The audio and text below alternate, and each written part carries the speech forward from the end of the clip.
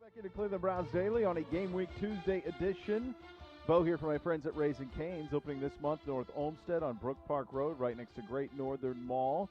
Raising Cane's looking to grow their crew, currently holding interviews at their North Olmsted location. Apply on-site now through September 13th, Monday through Friday, 12 to 6, or Saturday and Sunday, 12 to 4. Interview on-site, get a free Cane's Box combo card. Can't make it? To apply, very easy. Text 97211.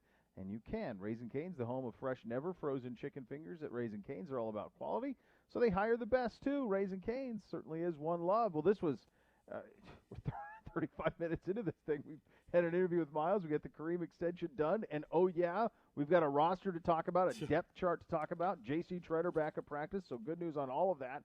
Let's start, Z, with just your view of the 53 that became the official 53, and we had most of this in the scores. There were just a couple, but almost all of it we had. We had 52 of the initial 53 spots. We had either A.J. Green or Donovan Alumba being a corner, and we did not have all five tight ends initially making 53. So other than that, though, Steve, 52 of the 53. So if you're paying attention to the scores and you're in a little initial 53 pool, you're welcome. Things then changed. The Browns made two claims. Vincent Taylor, a defensive tackle who spent time in the AFC East with Buffalo, joins us entering his fourth season out of Oklahoma State, and Joe Jackson, second-year player who spent some time with Dallas out of the U. So you now have 9 on the defensive line because you brought in Jackson and Taylor. Taylor replaced Eli Anku, who had an excellent camp and actually was signed to the active roster claimed by the Indianapolis Colts. And then Pharaoh Brown was let go. Pharaoh Brown was the 5th tight end. They end up keeping 4 with stiff arm Steve Harrison, Bryant, David Njoku, and Austin Hooper. We haven't heard yet for Pharaoh Brown if he will end up landing back on the Browns practice squad, but I wouldn't be surprised by that because the Browns' initial practice squad that they announced has 14 on it, and they are allowed still 2 more for that practice squad. Which are you more surprised by of those two not being on our team initially, Pharaoh or Anku? Probably, I would say Pharaoh, because I thought that even if they had gone down to 4 tight ends at that time, he, as a blocker, would get the nod. But listen, we've also told you how high this organization is on stiff arm Steve, and I think that was clearly on display there. And I think one of the things that's also different this year than in past years, the entirety of the practice squad, every single person on our practice squad, with the exception of Cody Parkey, was in Browns training camp at one point or another. I realize ALO just got here, but Elijah Benton, Jamarcus Bradley, Dunn, A.J. Green, Dontrell Hilliard, Rob Jackson, Benny LeMay, Montrell Meander, Javonte Moffitt, Johnny Stanton, Taywan Taylor, they were all here the entire time. They were all here. So not a lot of surprises. I think it went exactly as you thought it would go, especially once I thought it became more and more clear that JoJo Natson was going to be your returner. You ended up with the 6 in that room, which we got. We knew you needed 9 on the O-line. We got that, and we had the quarterbacks. And Garrett Gilbert did clear, comes back, and is right here with the Browns. Only 17 waiver claims league-wide. It's typically around 45 to 50 is normal. We thought that, though. We thought, of course, right. Case because it's just in COVID times, it was just going to be difficult. You're going to go with who you know versus not knowing a guy who doesn't know your protocols and doesn't know what you're all about. So that doesn't surprise me that went that way. I figured it would. As did I. And I think from a Brown standpoint, in terms of surprises, I really don't think there were any surprises. I thought the one thing that would have maybe been quote-unquote a surprise was, that it appears at this time Donovan Alumba is not with the active roster. We knew that, but he's also not on the practice squad, and you've got 2 corners already in A.J. Green and Rob Jackson on that practice squad. So he played great, so I think maybe there's something more to that, and we'll see. But he played very, very well for the Browns during that time. But that was probably, other than that, I think everything went really exactly as you thought it would, and I think this team set up in a very, very good place. And the thing that I have kept my kind of radar on was at Sunday at 4, they were able to put people on that injured reserve to return, and as of yet, they have not. So that means that they believe your injured players, Greedy, more so Greedy, I think we expected, but Mack and Kevin Johnson could be back in those first 3 weeks. right? Which is incredible. If that is able to happen, I was I was waiting for those, especially with Mack. I just didn't think there's any way that quick. And Kevin looked great. We just haven't, you just don't know it's an internal. But I mean, you see him bouncing around; he looks great. But you just haven't seen that from the internal standpoint. And so also involved is J.C. Treader back, and so he is back and a go at this point. And so Nick Harris, who I don't know that anybody has had he had as good a camp as anybody had, as good as any rookie I've ever seen in terms of, we never said his name once. He was completely unnoticeable, which is what you want a center to do. Didn't seem out of his skis at any point, and now J.C. Treader returns and Harris behind him, and now you get J.C., one of the real leaders and pillars of this team, coming back as well. Yeah, and I think it's great for J.C. Tons of valuable experience for Nick Harris, and it was good to see. Not only was J.C. back, M.J. Stewart also returned to that practice for the Browns, the nickel corner. So, yeah, getting J.C. Again, I think the highest compliment's been given to Nick Harris, not as that he didn't stand out, was I can't even remember who. Was it Nick Chubb? I think it was Nick Chubb. And they said, hey, yeah, if J.C.'s back in there, even though he didn't have the offseason, there won't be much of a drop-off, which I'm sure he was just saying we're going to be fine. But even the fact that you could have that comment just kind of go and not even draw a ton of attention says just how good of a job that Nick Harris did filling in. Yeah, he did. What do you make of this initial depth chart? Now, remember, this is not the depth chart. This is just an initial one, so don't panic about it. But I know that the first thing that caught my attention was Harrison Bryant, the second tight end, over in David Njoku. Again, this is not an official depth chart. No reason to panic, but I did take notice of that. Yeah, that stood out. Everything else kind of went as you expected. I also think it's hard for example, in a wide receiver. I almost wish that the depth charts could include, a third receiver and a nickelback, because while Kevin Johnson's listed behind Denzel, if he's healthy, he's actually your third starting cornerback. And so that way you would know the depth. Money Mitch and Kevin Johnson would be are your initial backups to Denzel and Greedy outside. But your slot corner actually goes Kevin Johnson, M.J. Stewart, Tavier Thomas. So it's just sometimes it's when you look at these depth charts, it's kind of hard to interpret what it means. What we're actually going to see on the field, that would be one thing. I do think Harrison Bryant has earned a role on this team. I think David Njoku's earned a role on this team. I don't know that matters. I think what you do know is that Austin Hooper is the one guy that is likely to be on the field all of the time. And so that is why he obviously is listed first. But other than that, look, it's exactly what we thought it was. This is exactly the way things have been lined up the entire time. And, when we get into week one, we just don't know yet with, Mack Wilson. And a lot of people have asked. Mack Wilson is still number 51. I know that it says 52 on this. I saw that. Just to ignore it. Don't worry about it. Move on to important things. That is not important. He's still 51. That's good to know. That's very good to know. Some other news that came down on Saturday. In addition, it was a busy weekend, obviously, in the National Football League. This one always is. The Browns on Saturday learned that they've been granted a variance in the state of Ohio sports order that will allow them to host fans at First Energy Stadium, approximately 10% capacity for the first two home games until further notice. And this is, just from the outside looking in, this is very much, the governor saying, all right, here's some rope. Let's see how you do with it. And let's see how this thing goes. And I just know I was thrilled that there were any. Honestly, I was just thrilled. I know that I'm sure people we wanted more. Obviously, you want more. But at the same time, you're thrilled that you can have any. And I know how hard, our organization has worked to make sure that is a safe environment. I experienced it for myself, a week ago Sunday, and just saw the lengths that were taken to make sure that it was.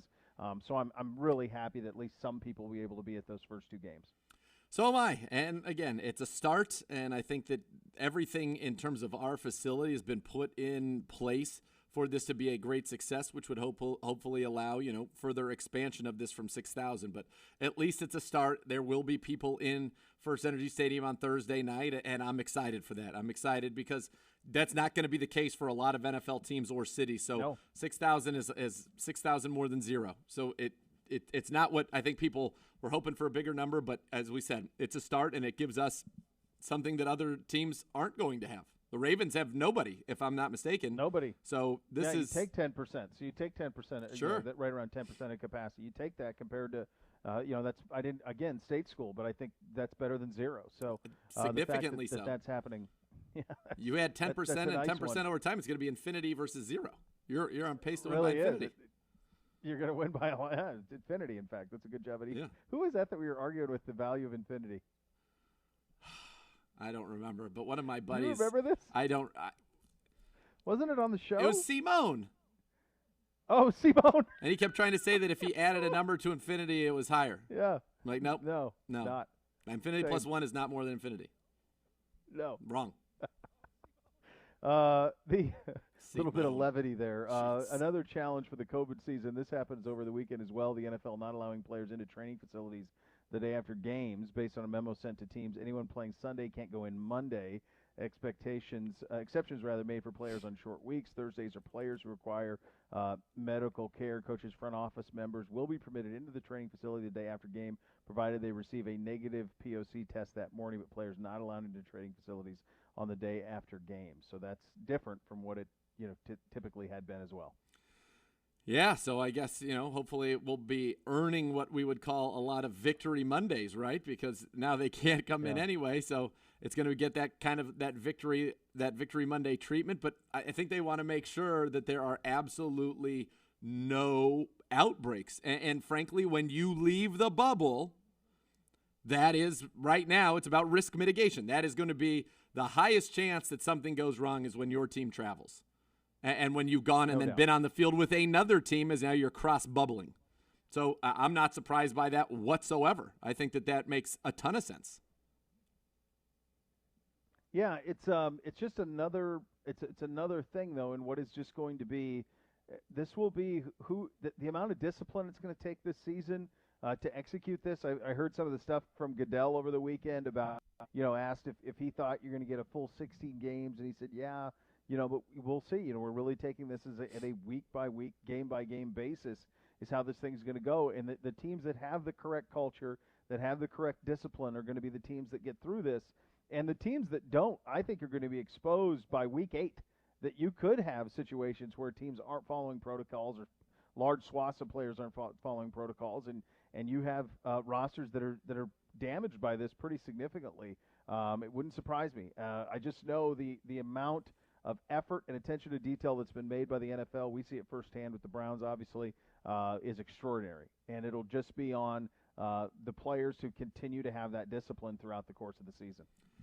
Yeah, it is no stone unturned. And what's cool about it is as they go through this, they're learning more and more. So these are protocols that will adapt to the best practices as more and more information becomes available. And I think that is exactly what the Browns and the NFL at large have done. And so they're going to try to, whatever it needs to be. Again, I think one thing we have found out to be 100% crystal clear from the NFL this year is that number one priority is getting these games played on the field and for television, because we know that we can't have full stadium capacity. That's the way to bring the game to the largest number of people. And from a business standpoint, that is the most valuable outlet and avenue that they have. And so that's the priority.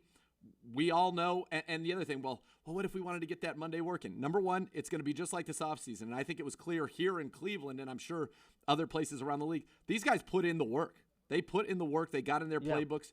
They're going to have that film. You're going to be Zooming on Monday. So you're still going to have your meetings. And it's the same for everybody. Everything is going to be the same for every team. Yep, that's the case. And it's I can't wait for it. The fact that we got a game here in 2 days and we play on Sunday and then again on Thursday, it's incredible. You've waited for football for a long time. You had a little bit of college football over the weekend, but none of the Power Fives. And so that's usually your appetizer into the big NFL weekend, but we'll go straight forward with the main course starting on Thursday with the Chiefs and Texans. Speaking of the Texans, their quarterback got paid as well, and his former receiver got paid. We will get to all of that. Lots of news around the league. We hit it coming up next. Cleveland Browns Daily, 850 ESPN Cleveland.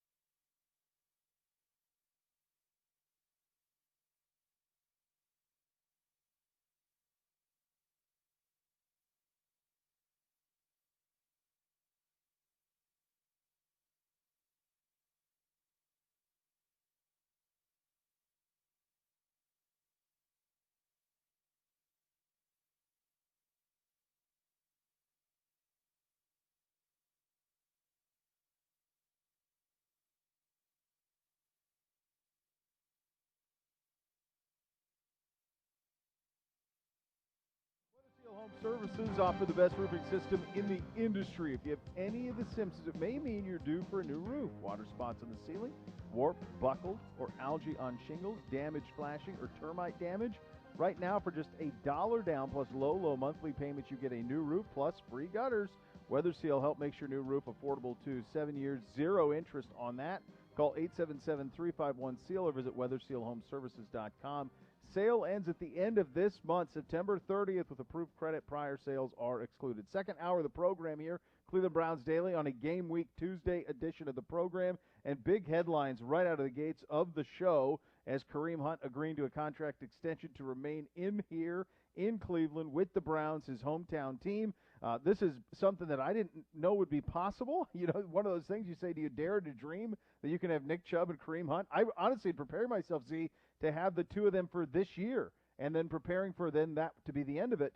But to have them both locked in here now for 3 seasons is a remarkable thing. There were people around the league that I talked to about Kareem Hunt and who speculated that, you know, when I would say, I think it's going to be closer to 60-40 or 55-45 doing some kind of national interviews about the Browns, and people would say, really, it's not 80-20. Some people said, you know, what if they make it 80-20 Kareem Hunt? He's in the last year of his deal. They use Kareem Hunt. You keep Nick Chubb fresh, who's under contract for a bunch of years, and then, you know, Kareem Hunt goes on and is a free agent elsewhere. That basically you get as much out of him in your year, and I think a lot of people thought that might end up being more the case, but nobody thought Kareem Hunt and Nick Chubb were both going to be Cleveland Browns in 2021. And now that's secured, 2021 and 2022 perhaps as well. So that has changed a lot about the makeup of this roster. It's changed a lot about the dynamics in that backfield, I think. And it's given Andrew Berry and Kevin Stefanski so much security for an offense that is going to be so run-oriented that it can withstand one major injury, but also a lot of flexibility with how you approach things in the future with this position and this offense. And for Kareem, it's great that he's able to lock in and secure a nice payday for himself and his family. You said something in the break. Tell the people how old Kareem will be when this contract is done. 27. 27, and that's what makes this situation pretty amazing, just completely unique and basically unprecedented. Kareem Hunt is going to be 27 when this extension is over, and so he'll have an opportunity to sign another nice contract somewhere. But I find that to be just a remarkable coup that you have both he and you have Nick Chubb here. I just don't think anybody thought it was going to happen. I certainly didn't think it was going to happen. I know you didn't. It just is one of those things that when you take a step back and you say, man, he really wants to be here, period. And it's his hometown. Yep. The Browns, and you even have to go back to John Dorsey, gave him that opportunity to get back into the National Football League. And it was not the most, if people remember, it was not the most popular thing. And it's one of those where a second chance has turned into a very good story with Kareem Hunt. But didn't expect it. Great way to kick off the week.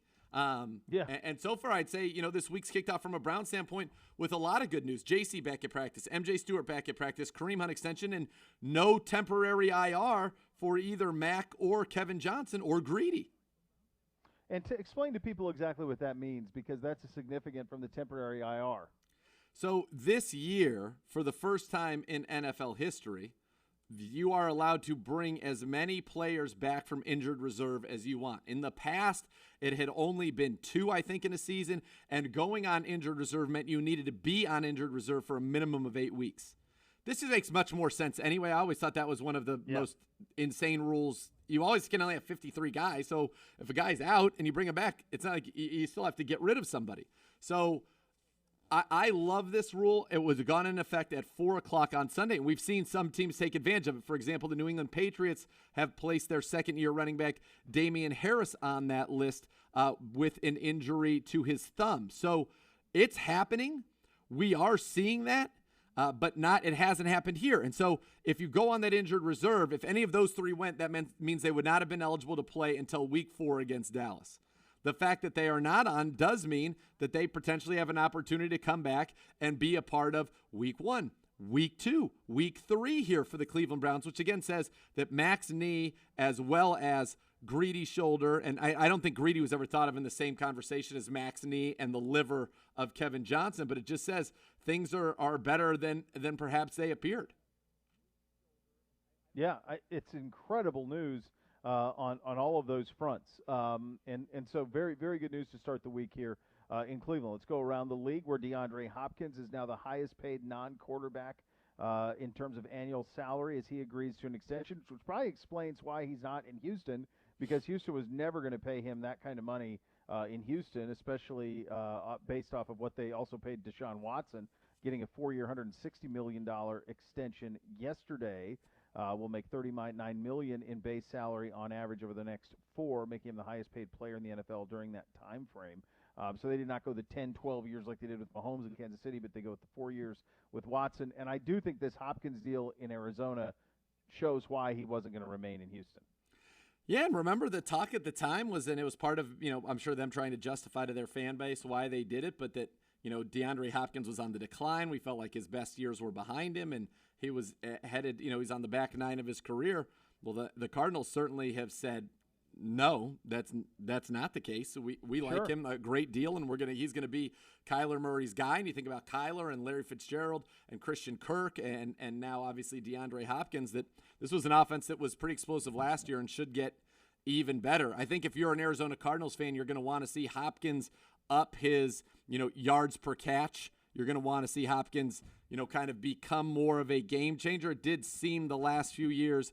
And granted, he didn't have a ton of help. Will Fuller was certainly a good player, but, he went down from a peak, it was early in his career, 15, 16 yards a catch. But last year, 11.2 yards per catch. His yards per catch had declined in basically since 2017. His touchdowns per season were declining. And his 11.65 was his second lowest season since 2014. So I think they felt that maybe he was a little bit on the decline, but clearly they don't think that's happening down in Arizona. They're going to give him an opportunity to he's going to get a lot of balls thrown his way. I think he's got an opportunity to put up some pretty big numbers. And for Arizona, they're not paying Kyler yet. So, Houston is going to have to pay, Deshaun $38 million a year. So you're not going to have, or $39 million a year. You're not going to have that much tied into 2 offensive players. The length of this contract, Kyler's going to be on his rookie deal the entire time. So it's easy for them to be able to move this. The Judevion Clowney sweepstakes, as predicted, ended this weekend. It ends in Tennessee. There were some reports over the weekend that we were trying to be a facilitator with the Saints on that as well. That I saw, but Clowney ends up in Tennessee on a deal there, 1 year, $15 million. Yeah, and a little familiarity, obviously, with the type of the situation he's going to do. And did you see beyond that, though, where he ultimately ended up, a lot of the machinations that were involved, that there were scenarios that had him ending up on the Ravens, but there was also a scenario, according to Mike Florio from Pro Football Talk, that had him going to the Saints via a trade with us. That's what I just said. Yeah, which I think is stunning. And they banned it, though, which is interesting because it's similar in a way of paying for a draft pick like the Browns did with Brock Osweiler. That's right. Banned. You see this happen. Facilitators happen all the time. In the NBA, you'll see the facilitator stuff. So that, you see that in that league, but in this league, the NFL stopped in and said no. Now, you're not going to get any confirmation from us that it was that, but Florio's saying it was, and you're seeing that other places as well. But what Florio also said is that if it were allowed, he would be a Raven, and so I'm glad that it was banned. Yes. Where were they going to play him? How many DNs do they need? They would have put him opposite Judon. Calais Campbell would play. They would go play in. They go the 3 of them. Yeah. Jeez. Yeah. Not good. Thankfully, that didn't happen. Not good. No, not good, Coach. Not good. This one of your favorites, Josh McCown. I don't know Josh, but I love this deal, and I have a feeling you're going to love it as well. 41-year-old Josh McCown to the practice squad, the oldest practice squad player in NFL history. He's going to live in Texas, make $12K a week to serve as the Eagles' emergency backup quarterback. It's actually brilliant. It's awesome. Brilliant. He knows everything, watches on Zoom. If they have an outbreak at quarterback, they fly him in, he plays, and he's ready to go. If I was running an NFL team, Jeff George would be the 16th guy on my practice squad on the Josh McCown deal. Always. There's no doubt. Oh, my God, it'd be great. Always ready. He's definitely Has ready. Has anyone seen Jeff George in the last – I saw him at one of his kids. I think his kid played quarterback at Illinois maybe. Yeah, for a little while. And I think I saw him on a sideline there maybe at one point. Ryan He's Fitzpatrick named the starter in Miami. By the way, the perfect landing spot for Josh Rosen. Not getting better than that. Of course. So smart to learn from – go with Arians, quarterback guy, guru certainly there, and learn from Brady for 2 years. It's a perfect spot for him. Bruce Arians was the one guy who, when he was with the Arizona Cardinals staff, and I realize he was there from 13 to 17, but he was the one guy who has a tie to the Cardinals organization that was very pro Rosen, very pro Rosen. And so it doesn't surprise me at all. And he kind of fits what he wants, a bigger guy, a pocket passer. Again, is it possible that Josh Rosen just isn't good? Absolutely. Yeah, sure. Is it also possible that he ended up in situations where he didn't really get much time? He only had 1 year in each place, right? His rookie year in Arizona for a year, rookie year in Miami, or second year in Miami, gets traded, and didn't have an opportunity to really make that leap. New offense, he's constantly learning. It's also possible that he could end up being okay, but because of those transitions, he just ended up in a place where teams said, yeah, you're fine, but we have to have this guy on our team, Kyler Murray and Tua. Yeah. And so you're also our guy to bring along, but you're not going to start over them while we bring them in. So we're going to play them. And in this case, you're not going to start over Ryan Fitzpatrick. So he's somebody that's got decent clay. At one point, he was a consensus first-round pick in the National Football League. Now, that stuff goes out the window, but he gets an opportunity again on the practice squad down there in Tampa just to be in meetings with Brady and see if, that springs it. I thought he was going to end up in L.A. I just thought bring him back to L.A. We went through the distinguished list of backup quarterbacks to Jared Goff and said, well, you think this guy's got to have a chance. But he ends up signing, and at that point, the practice squad, because he wasn't claimed on waivers because his contract was still big as a rookie, being a first-round pick, he got to choose, and this is what he chose. He said, I'll take this as a learning year. And he's still young. Listen, you get good, you can play quarterback forever. Absolutely. It's brilliant on all sides with him landing there. Last thing I wanted to get to, Adrian Peterson, cut by Washington over the weekend. He signs with Detroit. As Detroit's starting to become a little bit of a trendy pick, not just on DLD, but around the league. Detroit maybe making a run at that Norris. There's a little buzz certainly around DLD. It's becoming very popular in the Motor City. Detroit Rock City, come on. So we're certainly, enjoying the that. The casualty of this is that so Jeff Okudah, the former Buckeye, number one corner in the draft, he wore number one all training camp, and then was going to be given a number in the 20s. Maybe there was going to be a cut, and he could get a number he wanted in the 20s, but most people thought he'd get 28 would be the number that he would want. So instead, Peterson signs with the Lions, and what are you going to do? I mean, one's the number one pick, the other's an all-time great. You got to give Peterson his number, right? Of course. That's the right thing to do. So now Jeff Okudah is wearing 30, which I assure you is not the number that he wanted to be wearing. I assure you of that. Well, so we told you on DLD, do not buy a lot of these Okudah jerseys. Now it's kind of like when Danny Shelton was a rookie and was 71 and then went to 55 as soon as he could get his hands on a number that he liked better. So, don't go rush out and buy those Okudah jerseys. But I think the Lions – I wouldn't buy those Okudah 30s either. No, that's what I mean. That'll be a 1 year. Yeah, don't get those. Yeah. That's what I'm saying. Yeah, exactly like with Danny Shelton. The first-round pick doesn't get his number. He's going to make sure he gets it at some point. So that's probably coming in year number 2 for him. Adrian Peterson is interesting in the sense that, maybe he's going to – I'm sure Patricia envisions him as coming in and being their LeGarrette Blount to complement, Swift and Kerryon Johnson. Obviously familiarity with the staff there, with the offensive coordinator. So I think he'll get an opportunity. He still was serviceable last year. It's kind of amazing that he's still going when you think about all that he's been through. And this is what happens sometimes with the greatest of the greats. They end up at the end of their career, unfortunately, donning a few uniforms that maybe we didn't need to see them don these particular uniforms. And I imagine the Lions will ultimately end up fitting that bill for Adrian Peterson, but hopefully can punch a few into the end zone for him. Absolutely so. Lots still to come, including Michael Casagrande. He covered Ronnie Harrison for AL.com when he played for Bama. He'll join us next to let us know what we are getting in Mr. Harrison. You have that to look forward to, which is nice. You're listening to Cleveland Browns Daily on 850 ESPN Cleveland.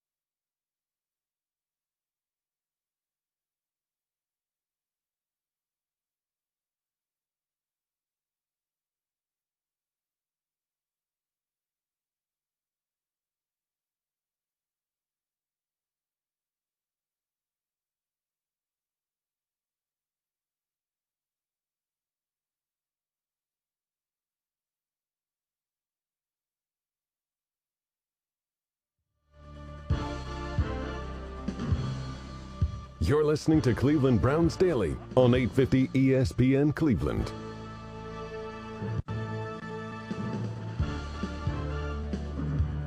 You ready? Yep. Okay, you're up. And Elk & Elk is a proud partner of your Cleveland Browns. Remind you to tailgate and enjoy the game responsibly by designating a sober driver. Be safe and go Browns. Beau Bishop, Nathan Zegura with you here on Cleveland Browns Daily. Time to head out on the Fifth Third money line. Michael Casagrande, reporter at AL.com, joins us. He covered our new safety, Ronnie Harrison at Alabama. Michael, thanks so much for taking the time. What are we getting in Ronnie? Yeah, Ronnie Harrison, he's a good guy. He's aggressive. Played, right away. Was a freshman starter, part of that 2015 national championship team. A guy who, always brought it. Always had the high intensity, high motor. Should be a good player for the Browns. Was he was regarded as one of the leaders on that team, right, and on that defense? Yeah, but he was definitely his junior year. He was one of the louder voices on that team. I remember there was I think it was 2016, maybe a sophomore year. He was getting into it with some of his teammates on the sideline. That's right. And a moment caught on ESPN, kind of exemplified who he was. Kind of a high energy, high motor. Always had that intensity. So it's he's a good player. And what type of, in terms of on the field, what Nick asks of his safeties? He played in the same secondary as Minkah Fitzpatrick's safety pairing with Minkah, I believe. So in terms of what he did opposite Minkah, and what do you think is his ideal fit at this level? That's a good question. I mean, the safeties are asked to do a lot. There's a lot of versatility required of them. There's kind of the quarterbacks back there. They're setting the defense, setting the linebackers in front of them, setting the cornerbacks. They got to be some of the smartest guys on the field in a defense that's known for its complexities. That they had to, during his time there was when they were simplifying things in a sense to fit the hurry up, no huddle offenses. So he was part of that transition to better handle that, because that was an issue for Alabama defenses for a few years in that transitionary phase. But he was a hard hitter. He was the kind of guy who was really good in run defense, had a few interceptions. So I think maybe it was his versatility that stood out to me. When you look now at this Cleveland Browns organization, a lot of guys coming from Alabama the last couple of years. Harrison here now, Mack Wilson drafted last year, Jedrick Wills taken in the first round of this year's draft. It's starting to get a little bit of that pipeline. What would you tell Browns fans to expect from guys that come out of that program and obviously are so used to success? Yeah, it's interesting because for several years there, it had been one of the few teams that didn't have an Alabama influence, didn't have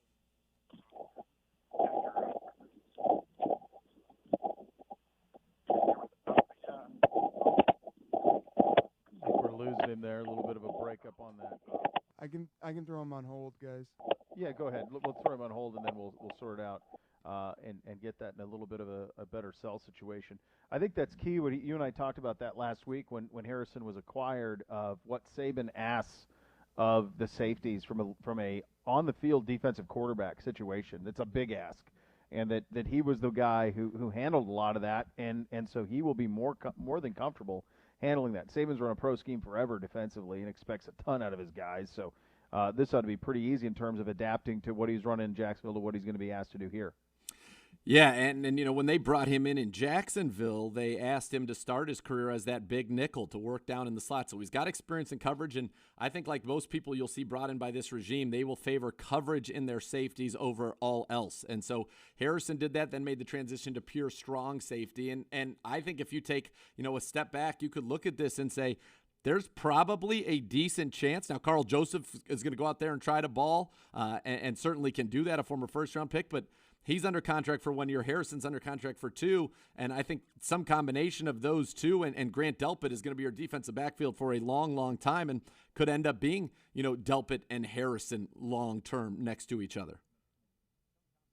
Yeah, it would certainly seem that the two of those guys could get along great. We're working to get Michael back on here to answer that question. So hopefully we get a little bit of a clear tone there. But look, there's a few programs in the country. You follow the NFL, college. It's Ohio State, it's Alabama, it's Clemson, it's LSU. Those are the Casagrande back.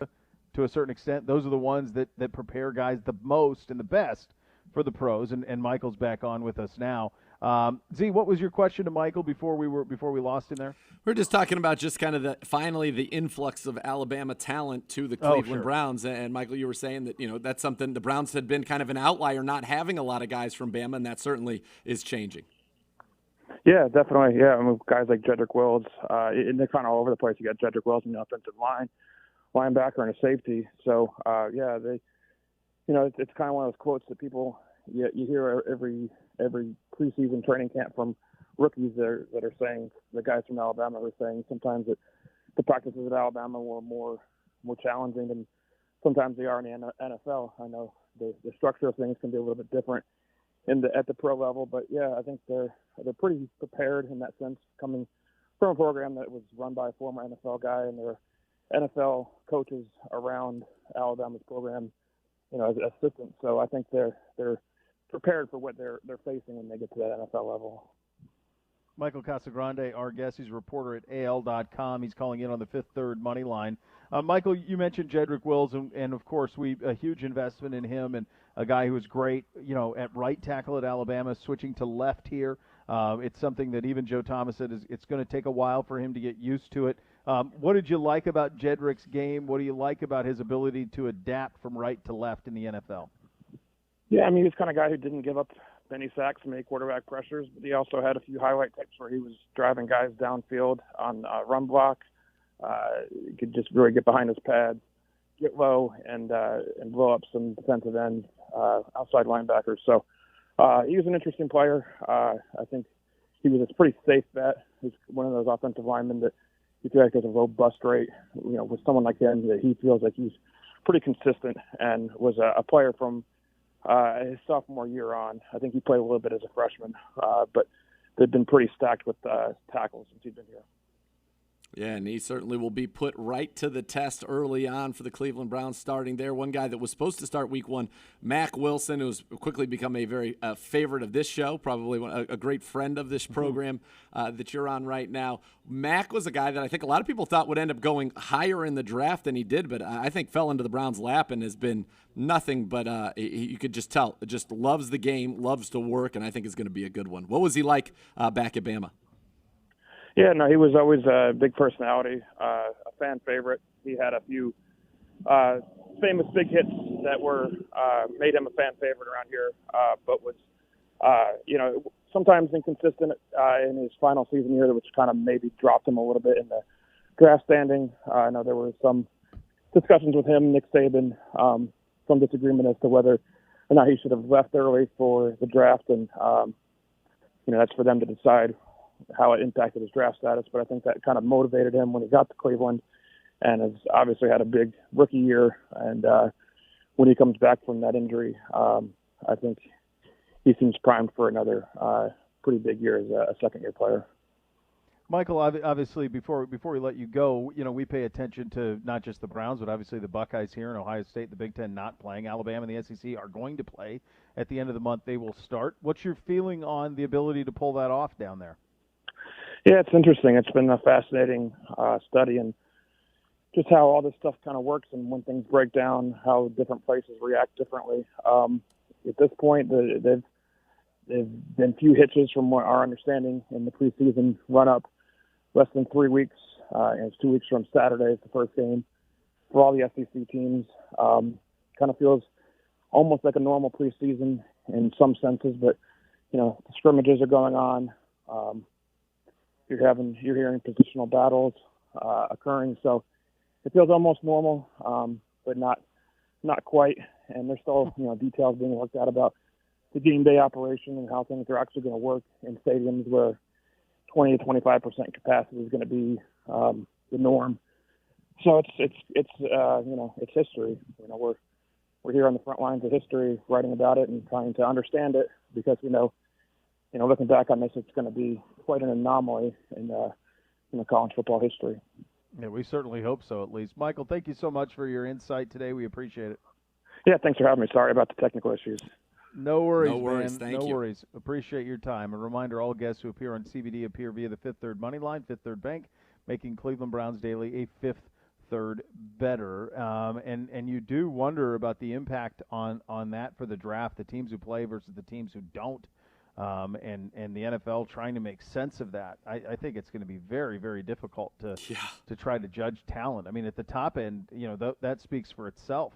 But in terms of some of these guys who are from the third round on, it's going to be very, very difficult, I think, to try to have a handle on who can play or not. And Steelers general manager Kevin Colbert told Kevin Clark of The Ringer that the team is more likely to draft a player who played in 2020 than one that didn't. So these are huge decisions that are being made right now in the college game. Yeah, there's no doubt, and it's going to have a major impact. And as we said, it could have a potentially big impact on these guys' livelihoods, where they're going to get drafted, who's willing to take the gamble on somebody that they haven't seen in a year, because these are still young kids. So much changes in a year, and you want to see that progression. And in some cases, you're not going to be able to see that. And it's funny. It's kind of a double-edged sword, right? I think some of the most famous examples would be, let's say, had Matt Leinart come out a year before he ultimately did, he would have been a top pick. Guys like Baker and Kyler Murray. Joe Burrow, where are they even drafted? Are they Burrow drafted? Would be a fourth-round pick. Right, and now they're number one overall 3 years in a row. Right. Yeah. So, no, it's fascinating. I'm glad in the NFL that we don't have to deal with it, because it's a tough thing to deal with. Great to hear from Hollywood Higgins, and you will hear from him coming up next. You're listening to Cleveland Browns Daily on 850 ESPN Cleveland.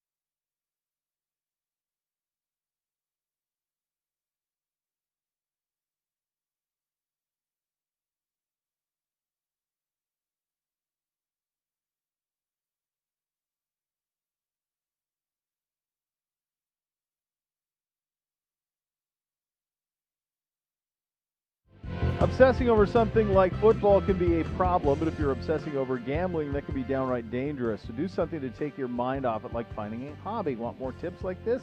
Go to keepitfunohio.com for great ways to keep gambling fun. One of our favorites, of course, is Hollywood Higgins. We are thrilled to have him back. It is great to see him in the Two Deep. He met with the media over the weekend. Let's have a listen. Alex Van Pelt had some You guys are down. say about you All right. last week. Do you feel like this is just a real fresh start for you? Yes, sir. I do. You know, I feel like coming back, this is where I want to be. I put my best foot forward, you know, continue to grind, continue to work hard like I always do. And, I mean, you know, let the table turn how they turn. And here I am, year 5. All right. Thank you, Jeff. Our next question will go to Cameron Justice. Hi, Rashard. So I've seen that you've been very vocal about your excitement, you know, to be here in Cleveland, be a part of this organization. What's it mean for you to be back this season? It means the world. You know, like I've been saying to a lot of people, you know, I've been here through the 0-16, you know, the 1-15, and to see everything turn around and us start winning and the things that we're promised, I want to be here. I want to be a part of that. I love everything about Cleveland, and this is where I've been. This is where I was drafted. This is where I want to be. I mean, there's no place like Cleveland. Did you feel like that third receiver role is your job? And, you know, in Coach Stefanski's offense with all the tight ends and the fullback, do you think there'll be a bunch of snaps for you? I believe so. You know, wherever I can be utilized in the offense, I'm here for it. Wherever I can be, even on special teams, you know, wherever, just use me. That's what I told. That's what I told the coaches. Just use me. You know, I'm here, so why not? When it comes to re-signing, can you give us a little bit of a behind the scenes of how it came down? Did you have other offers, and did Baker Mayfield talk to you about coming back? Was that part of your decision-making process? Yeah, there was other offers on the table. I talked to Baker, of course. I was just like, you know what, Bate, I'm not even gonna second chance this thing.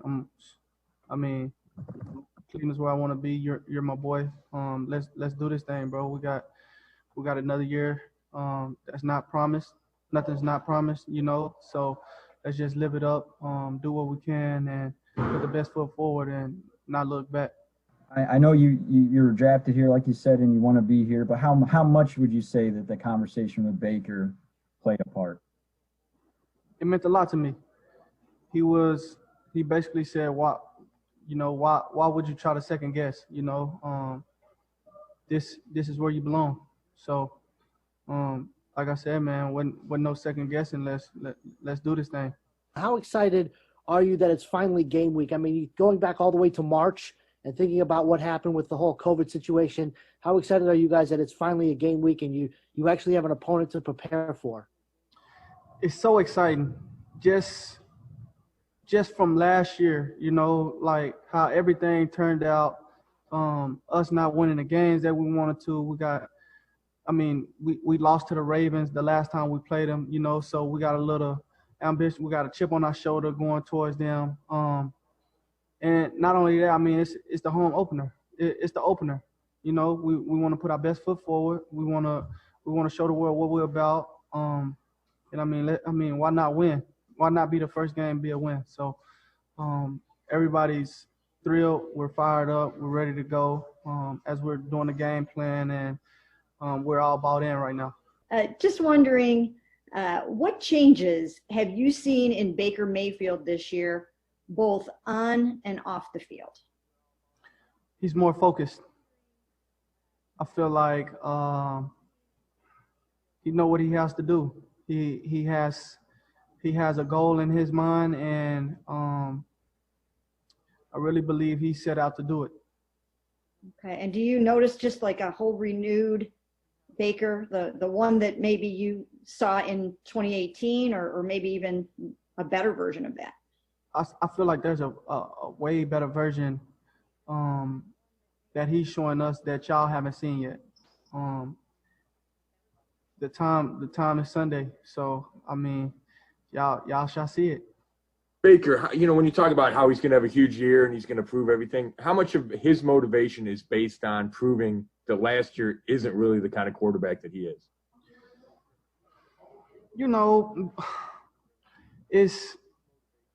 It's a feeling like you can do more, to not be complacent, to know that, I had areas where I wasn't as good at, but I know I can be better. That's all we want to see, and I mean, moving forward, we've already seen the improvement. So it's like, he's already got better since last year. You get me? So, even if the improvement is small, I mean, your improvement, I mean, you're going up. You feel me? So that's all that matters. Hey, Richard, knowing the adversity that you went through last year, what a difficult 1 minute left on this interview, guys. And then thinking that you were not coming back here probably, or there was a good chance you might not come back here. How have you grown and changed as a player and as a person since then? And do you feel maybe even more grateful to be here than you ever were before? Yes, I'm very grateful. I'm very grateful. Coach Stefanski and Coach O'Shea, they believed in me, not only them, Andrew Berry, the whole staff, they believed in me. And that just goes to let you know that, I mean, I'm valued. They know what I'm capable of. They know I can make the plays, and that's my job, at the end of the day. So if somebody else believes in you, 15 seconds. I believe in yourself as well. That only gives me motivation to 10. Keep going out and working even harder. Just knowing that somebody else believes in you, So that's a little motivation. Here we go, guys. You're up. All right, that was Hollywood Higgins there for the Browns. Happy to have him back, and he's a guy, Beau, that I've certainly huge fan of his, always have been. But it is amazing now when you think about Hollywood, you just think about guys who have actually been here, experienced it, seen it. It's a short list. It's Joel Bitonio, it's Hollywood, it's Charlie Hewlett. And I'll never forget the year that a couple of years ago, Hollywood was cut, brought back, and ended up having 91 yards in Baltimore. And I want to say it was week 2 of that season, had a big game. And hopefully, this is Hollywood is going to have a big game again on Sunday. But definitely happy he's back. And that bond between he and Baker is something we've talked about for years. And it's clearly one of the reasons he is back. Yeah, and it's just you just like him as a person. He's such a good dude, and so there's that. But then you also, it's so much more than that, because you remember what happened Baker's rookie year when the two of them hooked up, and the walks down the catwalk and all of that stuff that we had, and you just feel like, what the heck happened last year from a guy who played well in the opener and was going to be a big fixture in your offense to just off the grid, man. And so it's so great to see him back, and I think, when you think about it, it's an incredible luxury to have, because both Jarvis and Odell obviously are coming off of injury, and you feel like that you can put in Hollywood and you know what you're getting when you put him in. If you were in those situations where there's an injury, you know what Hollywood is, and you know he has a chemistry with Baker. Absolutely, and I love what he said. He said, I told the coach, just use me. I'm here. Just use me. Just if you want it to be special teams, great. If you want it to be, me as a receiver, great. Just I'm here. I want to contribute. I want to be a part of the winning here, and I love that attitude for him. Look, last year, I think it's one of those things, they talk about sometimes when there's a bad game, you just bury the tape and move on. Last year for Hollywood and the Chief, just bury that tape. It's irrelevant. I saw them both. Chief touchdown week 1. Hollywood Higgins had the catch that set up our first touchdown, a big 30-yarder down to about the 4 before Dontrell Hilliard ran it in. And there's no doubt in my mind he can play. He can play at a high level. We've seen it. Same with the Chief. And so I think you throw that out. It's a clean slate. It's a new start for them. And I think they both will play roles. I don't think there will be gaudy statistical numbers barring an injury to Jarvis for Hollywood Higgins. But I do think he will be efficient, he will be effective, and he will make plays that contribute to us winning, whether that be as a receiver or special teams. I think people forget that he had 39 catches, 572, nearly 15 yards a catch. Yeah. 2 years ago, 4 touchdowns. Right. Yes. Yes. That's what happened 2 years ago. Like, you knew that you had him, and then to go last year, 4 catches for 55. And one of those was a 30-yard catch in the very first drive that led them down there before he got hurt. Then there was the issues about when he was going to come back. His last catch was that touchdown that beat Buffalo. And he never got to catch the ball again. That was it. That was it. Walked the red carpet. That was Strange.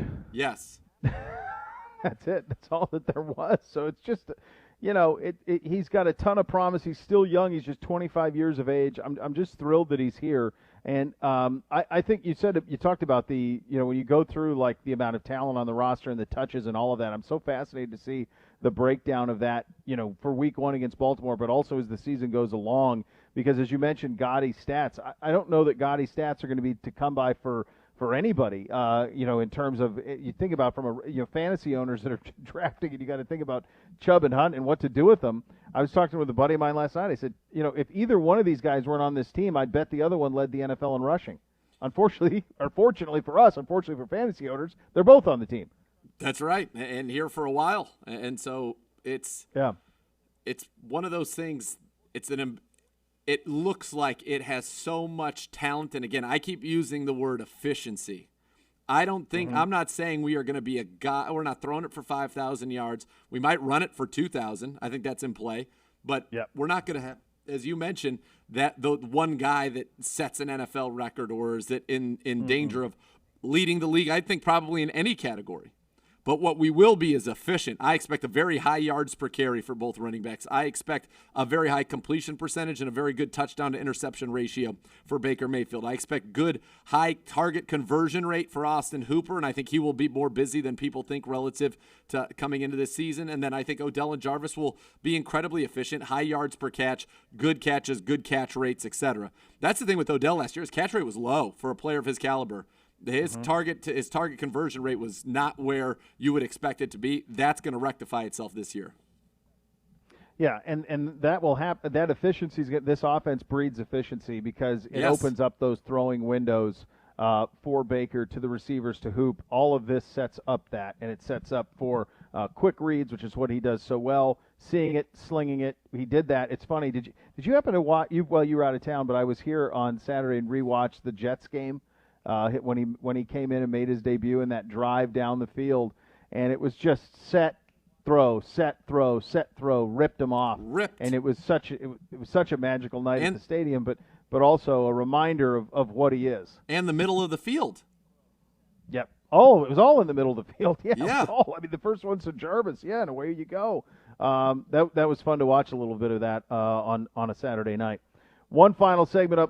Lots to get to. Cleveland Browns Daily 850 ESPN Cleveland.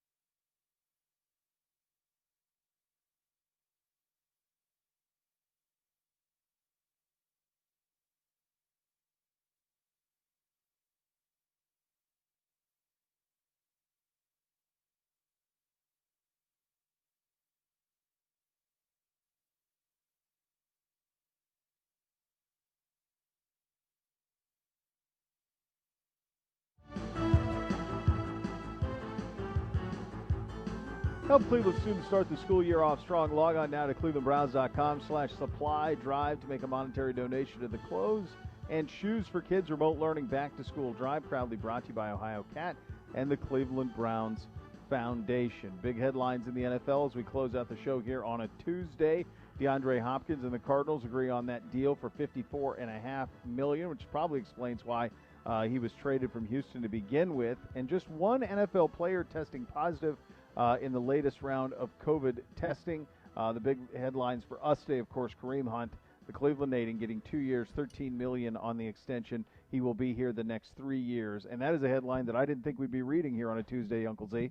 No, it was one that certainly was one of those pleasant surprises, not something that you expected. I think many were of the opinion that it would be Kareem and Nick Chubb this year, and next year Kareem Hunt would be the starting running back for somebody, and Nick Chubb would still be here because it would be difficult to keep them together. But Kareem Hunt just said emphatically, I want to play in Cleveland. Again, this will tie him through the 2022 season. He'll be 27 at the end of that, still has a chance to cash in, but he's saying, I want to be here. I'm taking a hometown discount to be here. I appreciate the loyalty that this Browns organization has shown me through difficult times, and he's made the most of them. And now, you have for the next 2 years guaranteed, you've got Nick Chubb and Kareem Hunt together in your backfield.